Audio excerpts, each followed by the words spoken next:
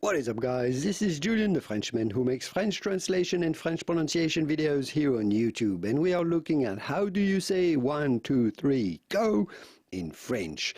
Well, it's pretty straightforward. Number 1 is un, number 2 is deux, number 3, number 3 is trois. So 1, 2, 3. Then ready is prêt, partez is go. So essentially 1, 2, 3, prêt, partez. 1, 2, 3, go in French. Let's run through again. 1, 2, 3, prêt, partez. And that was it for me today. I hope you enjoyed the video. If you did, give it a quick thumb up before you go to support my work. Here are more videos about how to learn French language, French words, translations, and how to pronounce them. I'll leave you to it, and I will see you soon in the wonderful world of French pronunciation and French translations. Au revoir. Bye-bye.